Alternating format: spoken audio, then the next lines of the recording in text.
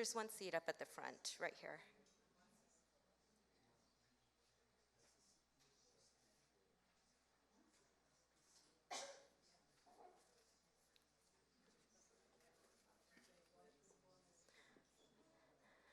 Good evening, everyone. Thank you so much for coming. My name is Alicia Poon. I'm the director of the Indian Arts Research Center. And this evening, it's my complete pleasure to be able to introduce you to our 2019 Rollin and Mary Ella King Native Artist Fellow. So Timothy Edaakie first began making pottery when he was a high school student and has continued to refine his use of traditional Zuni techniques and materials since then. He is passionate about sharing knowledge about pottery within the Pueblo and ensuring that knowledge is preserved to be passed on to future generations. So while at SAR, his goal has been to revive certain traditional pottery methods, forms, and designs that are not currently being used within the Pueblo, particularly works from the transition between Matsaki and SHIWI styles. In the 3 months Tim has been here, he has taken full advantage of the resources on campus, particularly in the IRC collections. And for Tim, this fellowship has been, quote, a path to better understand the pottery traditions of my ancestors and to honor them with authentic work created with prayer and with reverence. We can't wait to see what he's been working on these last few months. And so after the talk, I hope you'll join us to see his new work in person at the Dubin Studio across campus. So please join me in welcoming Timothy Edaakie as the 2019 Rollin and Mary Ella King Native Artist Fellow.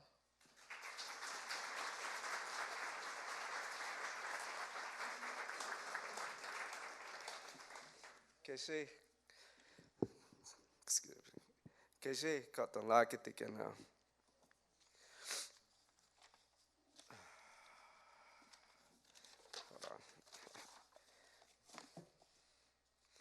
In Zuni, our gatherings are always started with a prayer.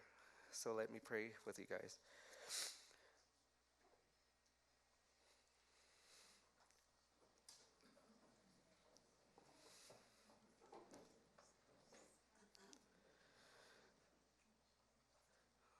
Look at Yatonne Homiato Ketatuan Tesashinakui, Tonyela na Quaikina, Bayam Kakuiana Ateona, Halotinane, Toko Nanshinane, Lisa Totno Aseopa, Yamona Yanake, Yam Sashike, Yam Kashima, Yam Toshan, Yam Utenan, Yam Sawanike, Yam Tet McQuintume, Yam Tet McQuin So, Yam Quahol Thames at Denny Halolin, Hot Noun Asashino, Hot Noun Ianikinawe, Lishnoton Tekohon and Aho Ateakoa. Don't quite hosianic chair at that, don't quite ahako aonico at that. Hot the yam teco on and don't yannick chair aho at that. Hot not don't tame say yannick chair up to 10 up there. Thank you. Okay, say Timothy Edaakie lexina. Hot like in Shiwin and Halona Itiwan and Ia. Home unknown thing. Hello, my name is Timothy Edaakie. I am from the Pueblo of Zuni. My maternal clans are Frog and my paternal clans are Coyote. I've been a lifetime resident of the Zuni Pueblo, which is located 33 miles south of Gallup. My family has been making jewelry for over 50 years. I was following their tradition when I was introduced to pottery by my high school art teacher, Gabriel Paloma. He taught classes in both traditional Zuni pottery and commercial wear. However, I put pottery on the back burner after graduating, concentrating on my jewelry and painting until 10 years ago, when I was asked to make a replacement medicine water bowl for one of our medicine societies. This request inspired me to start relearning how to make traditional Zuni pottery. Since then, I have been discovering how to replicate prehistoric and historic Zuni pottery. I collect clay from a nearby mesa, pigments for paint from many locations on the reservations, wild spinach for the binder with the hematite used to make the black paint, and gypsum for the white background color found on many Zuni ceramics. Before taking any of these materials, which are gifts from our Mother Earth, I offer cornmeal and a food offering in thanks. Another gift given to me is my grinding stone. While I was hiking, I discovered a pit house site. While looking at potsherds, I tripped over a stone, not thinking much about it. I continued hiking, but something kept telling me to go back to it. I started removing the silt and soon saw it was a very large METATE. Having no use for it at the time, I left it. 15 years later, I began making traditional pottery and needed a hard surface for grinding clay. I suddenly remembered the METATE from that particular hike 15 years ago. Taking 2 friends, we went back and the stone was still there. We pulled it up Del Royal to our car, and it has been with me ever since. I felt that this was a sign from my ancestors that I was to be making pottery, a precursor. This METATE is used to grind potsherds, to add to the clay to act as temper. I find the potsherds on ruins during my hikes. By grinding old potsherds to incorporate into the clay, I empower the vessel I am making with the crushed sherds, which pass on their essence from the past. The polishing stones that I use for burnishing and paint bowl came from these sites as well. I feel these are gifts from the ancients, encouraging me to continue our ceramic tradition. Each piece I make becomes a celebration of my cultural heritage and the blessings given to me by my ancestors. And now, I have been blessed with the King Fellowship. Thanks to Rollin and Mary Ellen King and SAR, my knowledge of Zuni pottery greatly expanded, allowing me to study pottery shapes and designs from the Zuni collection at IARC and to share them with my Pueblo upon returning. I admire how the ceramic forms created by my ancestors have evolved to the pottery produced today by the approximately 15 remaining potters. My art and life have been enriched by the many here who are taking such great interest in my work. Elahkwa, thank you everyone here at SAR and to the members. During my fellowship, I have focused on 2 artistic ceramic interests. The first is to study the development of SHIWI polychrome, which was produced from about 1700 to 1760. Shortly after the Pueblo Revolt in 1680, before the Pueblo Revolt, there were 6 great villages in the Zuni area. Hawiku, Kechipawa, Kakima, Matsaki, and Heshatulla.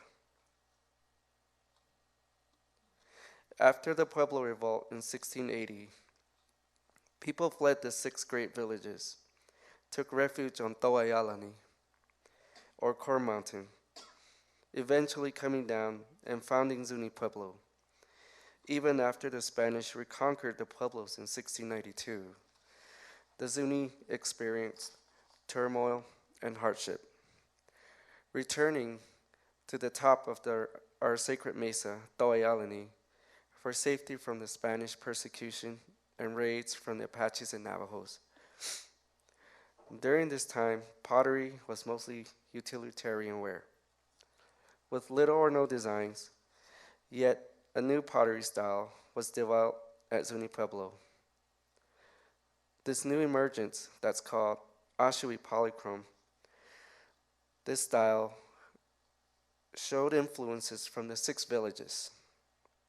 Also, because this was a time of such upheaval for all the southwestern Pueblos, Many fled to the Zuni area, bringing their pottery styles.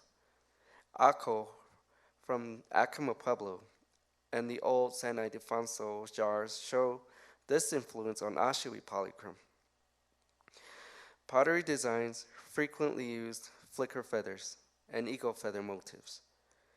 Late in the period, an eye was painted in the bird-like design, which was also brought by the Rio Grande Pueblo potters and adopted by the Zuni. My second interest is to study the SAR, Zuni pottery, to collect forgotten pottery designs and forms to take back to my Pueblo. I am especially interested in pot number 1, an SHIWI polychrome, which I am replicating during my residency. In terms of shape, IAF1 has many characteristics of SHIWI polychrome, including a sloping neck, what I call a spare tire body. You know we all have it. A tapered lower body and concave base. The designs are also typical, showing flicker feathers, turkey feathers, and spiral steps, and checkerboards. My first attempt to make the pot failed because I did not know how to do the spare tire part. I returned to the jar, and on the inside, I felt the indentations made by the fingers of the woman who created this OLLA. I felt connected to this particular lady, my ancestor, and that she was showing me how this vessel was made. When I tried again, following her lead, I was successful this time. The potter started the OLLA, placing a slab of pottery into a puki, or starter pot. She then used coils to build the walls. The rim is very light and thin, showing how skilled the potter was. But she did not really care too much about how it looked, because the vessel is slightly slumped. The base is concave, showing that it was carried on the woman's head, which indicates a connection with the practice of carrying ollas for holding water on the head today, as you can see here by my cousins, Juanita and Corliss. To replicate IF1, I ground clay brought from Zuni on my METATE, added ground potsherds, and water to mix the clay. I built the base in a puki and built the walls using flattened coils. I scraped the coil joints away with a scraper, made of ground sherd, gourd, a skull can, or rubber. I finished the rim by pinching the clay to a taper point. After forming the body and letting it dry, I applied a thin white slip. I polished the exterior, the walls with a polishing stone. I draw the design with a pencil, which burns out during the firing. I use hematite and bee wheat for the black paint, and limonite, or yellow ochre, for the red paint. While IAF1 would have been fired with wood, I will use an electric kiln.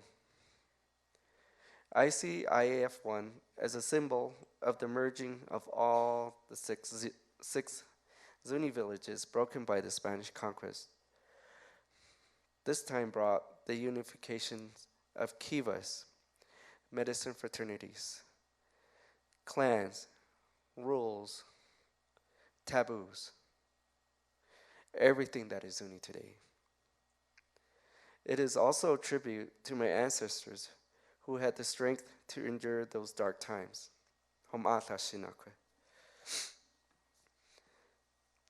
I have completed several additional pots during my time here, which are fired in the following slides.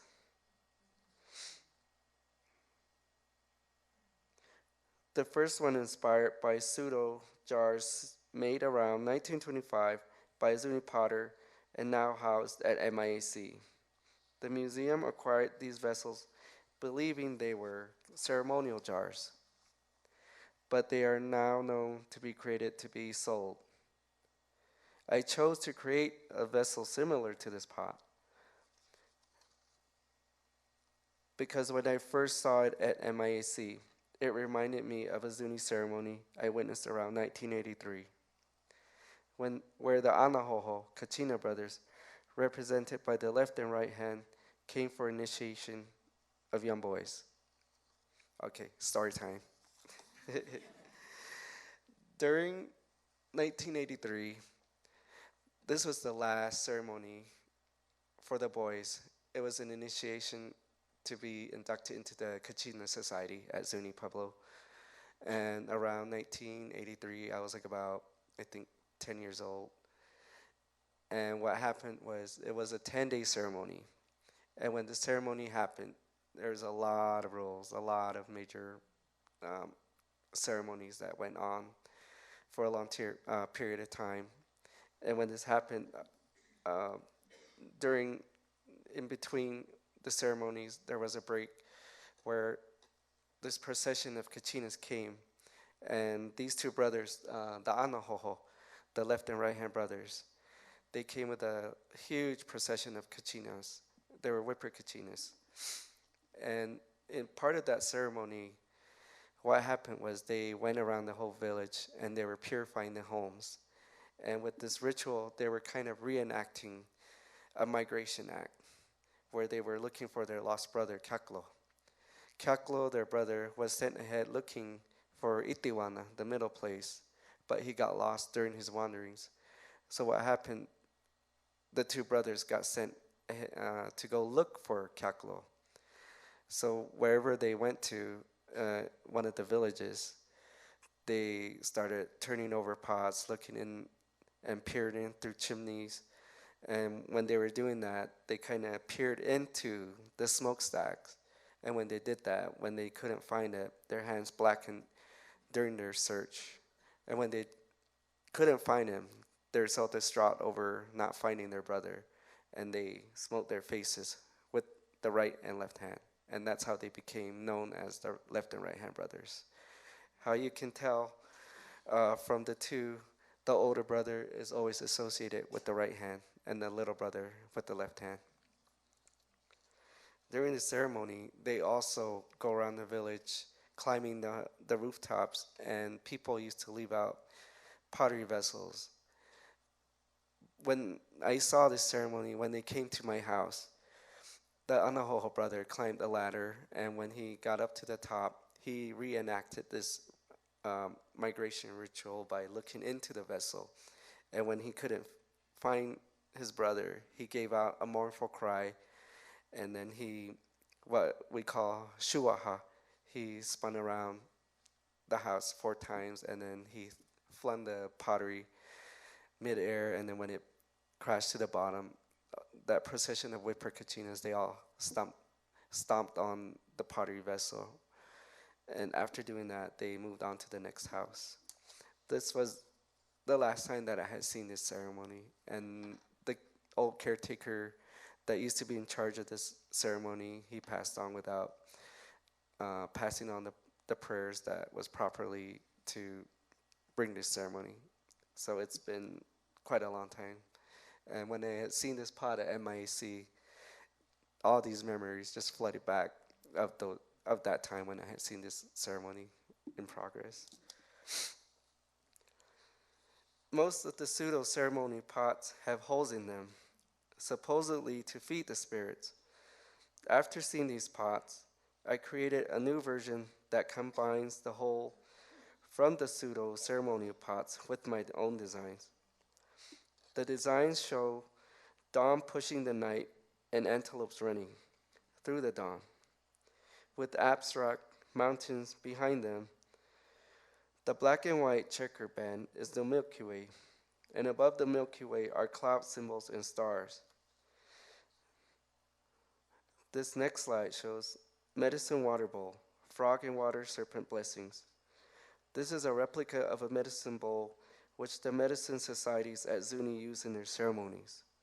The sides of the bowl has 4 terrace steps representing Clouds, north, south, east, and west. It has typical water design elements, including a central frog, water serpents, dragonflies, and tadpoles. And in Zuni, the frog is Dakya, the water serpent Kolowisi, dragonflies Shumakolo, and tadpoles Muluk Dakya. My modern version of the frog design has a cloud hat representing a cumulus cloud, or Boyan, with necklaces and earrings indicating that it is a water deity. The heart line in the center ends with an arrow point. The dots represent the warts of the frog. The exterior has a Milky Way design with the yellow and white, with stars representing the constellations capped with turkey feathers and arrow points. The Milky Way stew bowl has a rim with a fishnet pattern representing the stars of the Milky Way. The interior base has a floral design that represents a star. It is a replica of a bowl dating to 1875. This is a unique bowl which I replicated because I did not know there was an interior feature until a friend of mine showed me an heirloom pot that they had. When he brought it out, and then he described what I called the speed bump, he told me that it was to prevent from backsplashing. Because at Zuni, the ladies, when they have ceremonies that need to attend it, they carry the stew bowls on their heads. And when they walk a long distance, this unique feature within the inside of the stew bowl prevents it from backsplashing. When I was looking at the collections, all the stew bowls here at MIAC and SAR have this unique feature. The exterior has a Milky Way design with the yellow and white. Oh, I already said that. Excuse me.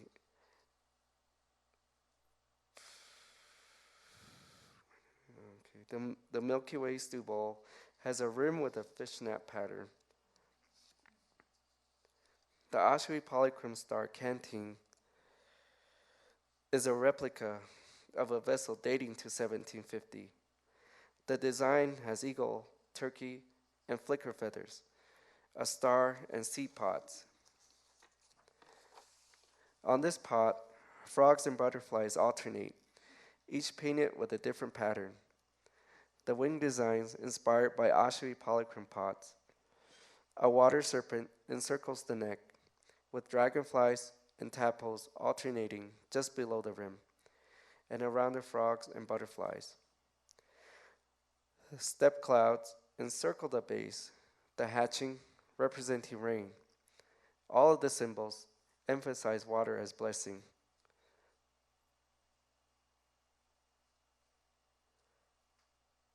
A brief reminder, the Dubin studio where I've been working will be open at the end of this presentation. Please come by to see my materials and finished works. Now, if you have any questions, please feel free to ask.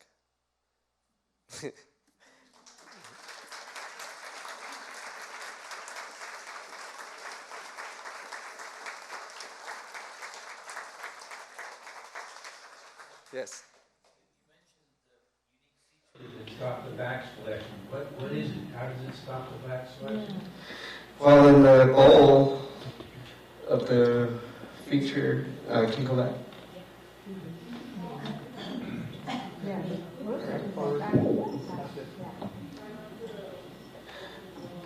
You can't really see it, but if you go to the studio, you can feel the interior where this heart line is. There's kind of like a raised triangle bump that's sticking out, and you can see kind of where it kind of goes inwards, and you can kind of see the slight bump around here. It comes from the shadow right here. And when they put the stew in there, they kind of fill it to where the lifeline ends, So that way, when they walk with it on their heads, it will keep it from sloshing over. So that's the unique feature that I see on all the pots that are here in the collections. Yes? A little bit about the tradition of the Zuni oil maidens. Oh, that's a recent kind of a dance that have been made up for tourists. So it's not really a traditional dance. So it's mostly like for tourists. Next. Carrying it on the head, was that because it was easier, or they had their hands full, or why was that tradition?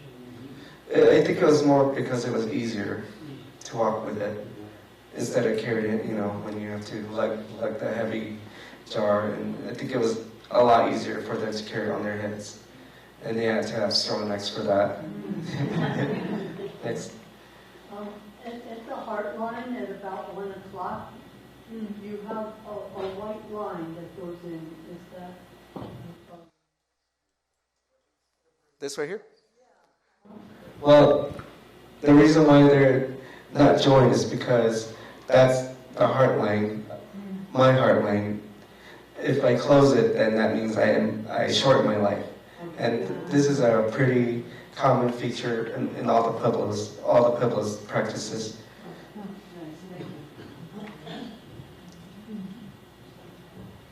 Yes? What type of jewelry were you making before you started to do pottery, and do you still do any jewelry? I used to do, I still do a lot of contemporary work, a lot with silver. And the type of work, it was mostly a lot of silver. And when I would want to do a unique piece, I would incorporate turquoise and coral and other shells. And with my work, I haven't really done anything in a while because pottery takes full time. So I don't, I'll practice it every now and then, but I wouldn't really get fully into it. Yes, Phil. Can you talk a little bit about the service? In terms of a timeline for Zuni, and also in contrast to other potters who have very refined and polished surfaces. The technique that I use, it's more of an older finish, because with the polishing stone that I use, it kind of has this antique age look of how they used to polish the surface. And compared to how these Pueblos polish theirs, I learned that they actually use baby oil or some kind of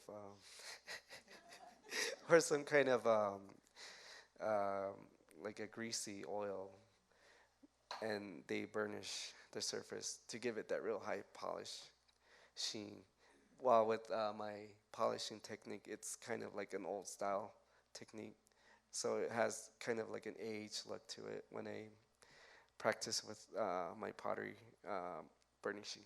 My understanding was that at certain points, looking backwards, not backwards, formerly, that the surfaces changed depending upon what was happening in the Pueblo and who was doing it.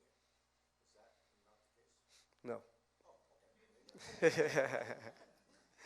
Yes. It depends. If the firing didn't really cook it through, or if it kind of smudged during the firing because of the wind, and it'll become black, then yeah, the second firing. Or is it already been this? No, it's still it's still green. All right, thank you. Alakwa.